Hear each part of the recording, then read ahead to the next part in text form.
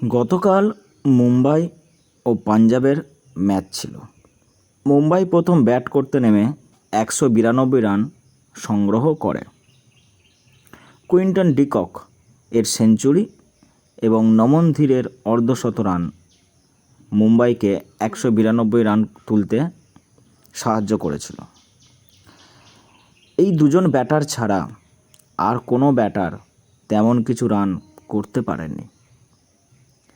এই সিজনে ডিকককে এই প্রথমবারের জন্য সুযোগ দেওয়া হয়েছিল, আর সেই সুযোগ পেয়েই ডিকক তার পারফরম্যান্স দেখালো। প্রথম ম্যাচেই তিনি সেঞ্চুরি হাঁকালেন। তার অনবদ্য ব্যাটিং 4-6-এর বন্যা দর্শককে মন্ত্রমুগ্ধ করেছে। আশা করা যায় মুম্বাই ইন্ডিয়ান্স তাদের ভুল কিছুটা হলেও বুঝতে পেরেছে।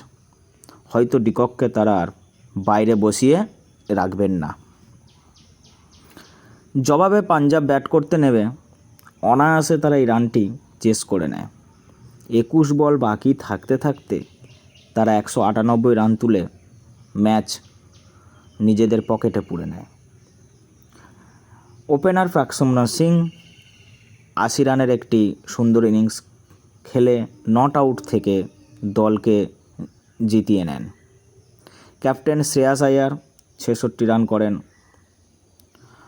এবং এই ম্যাচে জয়লাভ করে পাঞ্জাব 2 পয়েন্ট তুলে নিয়ে মোট 9 পয়েন্টে টেবিলের শীর্ষে অবস্থান করছে। এই সিজনের একটিও ম্যাচ পাঞ্জাব হারেনি। দেখা যাক এই সিজনে পাঞ্জাব চ্যাম্পিয়ন হতে পারে কি না।